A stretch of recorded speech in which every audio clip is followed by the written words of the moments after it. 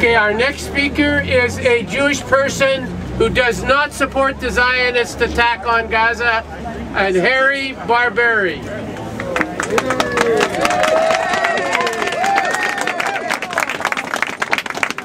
Salam and shalom. My name is Harry Barberi. That's the correct pronunciation. I live in Duncan, an hour's drive north of here. I work in Victoria, and those attempting to disrupt our rally are determined to hide from reality. But in the words of a 1960s soul song, you can run, but you sure can hide. On the 31st of December, after 3 weeks in East Jerusalem and in various cities, towns, and villages of the West Bank, I returned to Canada.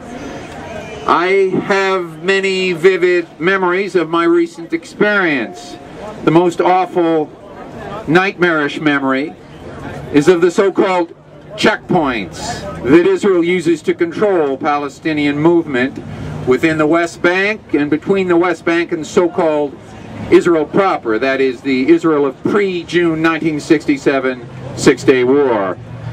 I remember the guard towers, the barred partitions topped with barbed wire, the narrow passageways, the loudspeakers, the dogs, the jeeps, the guns, and the fact that Jewish settlers can freely bypass all these deadly controls to go about as they please.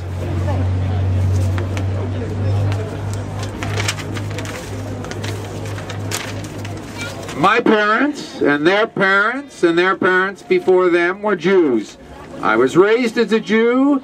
My first years of schooling were in a private school. Half days of instruction in English, half days in Hebrew. I knew the map of Israel, that's pre-Six-Day War Israel, before I knew the map of Canada. I learned the Bible stories, and I learned of the wondrous rebirth of the modern state of Israel.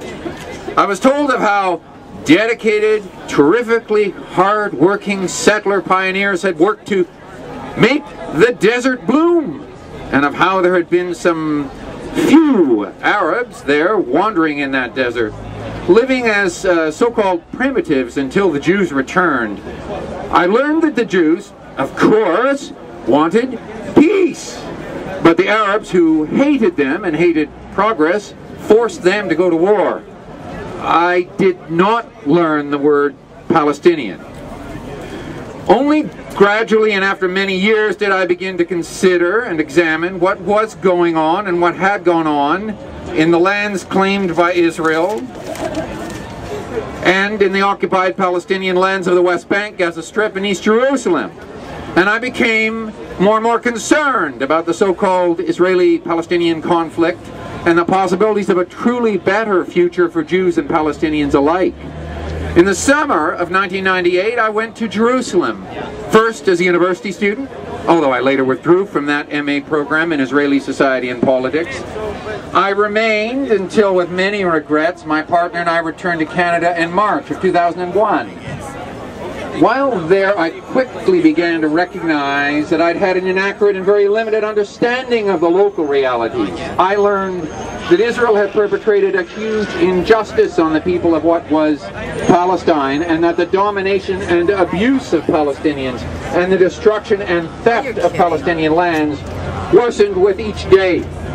I learned that the so-called peace process was a fraud, a cover, and a delaying tactic allowing Israel, with enormous support from Western countries, mainly the US, but also Canada, to increase its control over Palestinians and their lands. And I was there in late September of 2000 when Israel's army, police, and government responded with enormous firepower to a few stone throwers and continued to use guns, tanks, and missiles to create a war against the Palestinian people.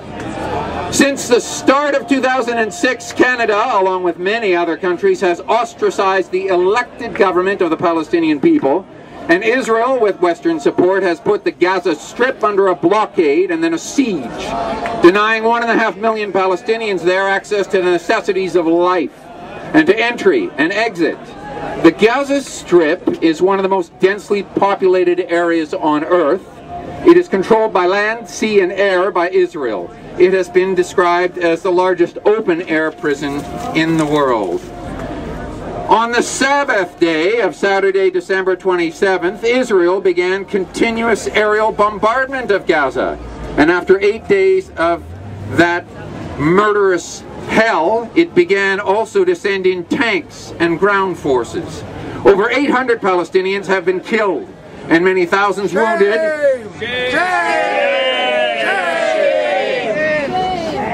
And many thousands wounded. The Palestinians have nowhere to escape or seek shelter. Their hospitals and clinics are understaffed, under-equipped, and utterly overburdened. There's almost no fuel for generators or cars, no food, no medicines, no heat or electricity, no access to safe water. Israel is perpetrating a slaughter, a massacre, while claiming to act with great restraint and care and in self-defense. Canada, the U.S. and other countries claiming to speak in our names give Israel this approval. For Israel and most Israelis, Palestinians are not human beings. I am here, and we are here today, to demonstrate with others in Canada and the U.S. and elsewhere in the world against the outrageousness of Israel's actions. We're here to demand an end to its war on Gaza, and an end to the blockade and siege of Gaza. You're here. An end to the military occupation of Gaza, the West Bank, and East Jerusalem. You're here.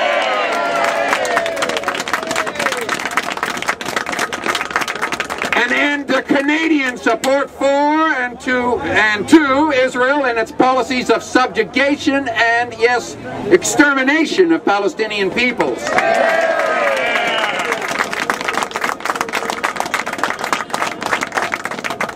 Many Jewish Israelis also work daily for justice and an end to Israel's occupation. We stand with them and with the Palestinian people in a just struggle for self-determination for Palestinians. We call for sanctions against Israel, divestment from Israel, and a boycott of Israeli products. You're here. Yes.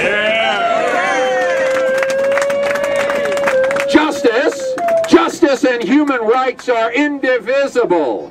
What we allow today to be done to Palestinians will become a precedent for what can be done anywhere. You're here. Thank you.